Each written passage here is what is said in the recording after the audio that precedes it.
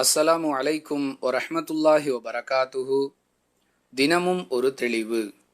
பள்ளிவாசல்களை வைத்து பெருமையடிக்கக்கூடிய பழக்கம் பரவலாக முஸ்லிம்களிடம் காணப்படுகிறதே, இது சரியா என்று ஒரு கேள்வி கேட்கப்படுகிறது. அன்பிற்குரிய அல்லாஹுவின் நல்லடியார்களே, இப்படிப்பட்ட பழக்கம் பல முஸ்லிம்களிடம் இருக்கிறது என்பது உண்மை. எந்த அளவிற்கு என்று சொன்னால், தமிழ்நாட்டிலேயே எங்கள் ஊரில்தான் அதிகமான பள்ளிவாசல்கள் இருக்கின்றன. நம் ஊரிலேயே எங்கள் முஹல்லா பள்ளிவாசல் தான் மிக பெரியது. நம் ஊரிலேயே முதலாக எங்கள் முஹல்லா பள்ளிவாசலில் தான் ஏசி பொருத்தப்பட்டது. நம் ஊரில் அதிகமான பள்ளிகள் குடிசைகளாக இருக்கின்றன. ஆனால் எங்கள் முஹல்லா பள்ளிவாசல் 3 அடுக்குகளாக கட்டப்பட்டிருக்கிறது.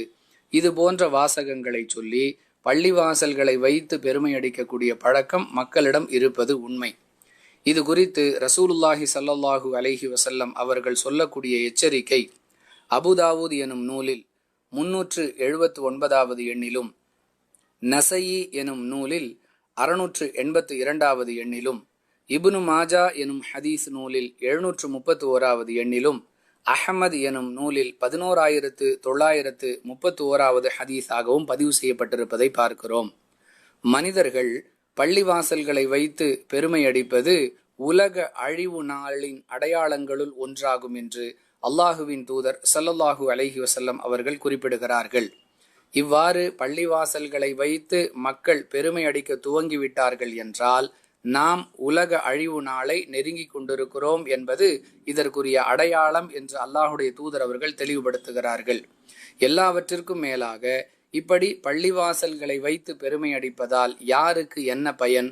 முஃமின்களை பொறுத்தவரை அவர்கள் வீணான காரியங்களை விட்டு விலகி இருப்பார்கள் என்று அல்லாஹ் அடையாளப்படுத்துகிறான். எங்கள் பள்ளிவாசல் பெரியது, உங்கள் பள்ளிவாசல் சிறியது என்பது போன்ற பெருமைக்கு அடையாளமான வாசகங்களால் யாருக்கும் எந்த பயனும் இல்லை என்பதை கவனத்தில் கொண்டு பயனுள்ள விஷயங்களில் இறை நம்பிக்கையாளர்கள் ஈடுபட வேண்டும் என்பதே இந்த கேள்விக்கான தெளிவு. வாஹிரு தஅவானா அனில் ஹம்துலில்லாஹி ரப்பில் ஆலமீன். அஸ்ஸலாமு அலைக்கும் வரஹ்மத்துல்லாஹி வபரகாத்துஹு.